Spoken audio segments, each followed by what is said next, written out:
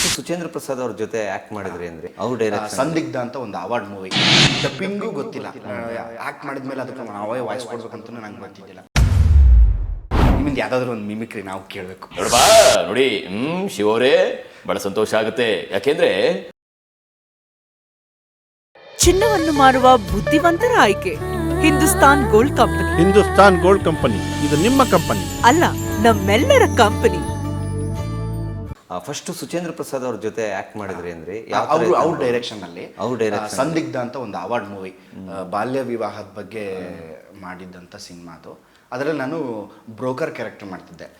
Age ಆದವ್ರನ್ನ ಕರ್ಕೊಂಡ್ಬಂದು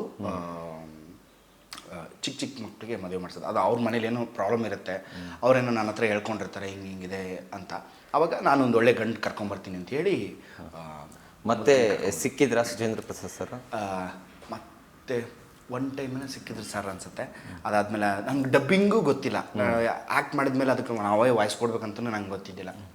ಅದಾದಮೇಲೆ cinema ಮುಗಿದ್ಮೇಲೆ ಡಬ್ಬಿಂಗ್ ಕರ್ಕೊಂಡೋಗಿದ್ರು. ಅಲ್ಲೊಂದು ಸೈಕಲ್ ಹೊಡೆದಿದ್ದೆ. ಡಬ್ಬಿಂಗ್ ಬಹಳ ಕಷ್ಟ. ಅಯ್ಯೋ, ಆ್ಯಕ್ಟ್ ಮಾಡೋದು ಏನೋ ಈಗ ನಾವು ಮಾಡಿದ್ಮೇಲೆ ಹೆಂಗೆ ಆ್ಯಕ್ಟ್ ಮಾಡ್ತೀವಿ, ಇದು ವಾಯ್ಸ್ ಕೊಡೋ ನೀಟಾಗಂದರೆ ಆ ಫೋರ್ಸಲ್ಲಿ ಆ ಎನರ್ಜಿಲಿ ಕೊಡೋದು ತುಂಬ ಕಷ್ಟ. ಆ್ಯಕ್ಚುಲಿ ಡಬ್ಬಿಂಗ್ ತುಂಬ ಆರ್ಟಿಸ್ಟ್ಗೆ ತುಂಬ ಇಂಪಾರ್ಟೆಂಟ್ ಡಬ್ಬಿಂಗ್. ನಿನ್ನೆ ಕೂಡ ಒಬ್ರು ಸುದರ್ಶನ್ ಸರ್ ಅಂತ ಹೇಳಿ 1991ರಿಂದ ಡಬ್ಬಿಂಗ್ ಕೊಡ್ತಾ ಇದ್ದಾರೆ. ರಜನಿಕಾಂತ್ ಅವ್ರಿಗೆ, ಕಮಲ್ ಹಾಸನ್ ಅವ್ರಿಗೆ, ಅನಂತ್ ನಾಗ್ ಸರ್ಗೆ, ಶಂಕರ್ ನಾಗ್ ಸರ್ಗೆ ಎಲ್ಲರೂ ಕೂಡ ಡಬ್ ಮಾಡಿದ್ದಾರೆ.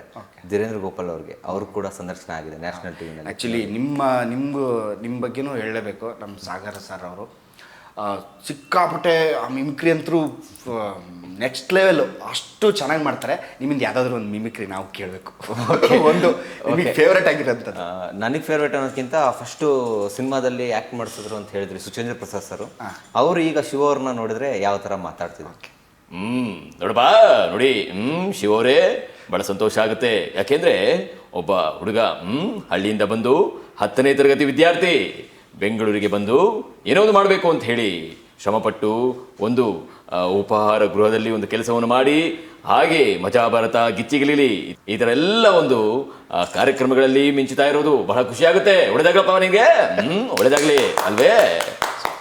ಇದಕ್ಕೆ ನಮ್ಮ ಸಾಗರ ಭಾಳ ಇಷ್ಟ.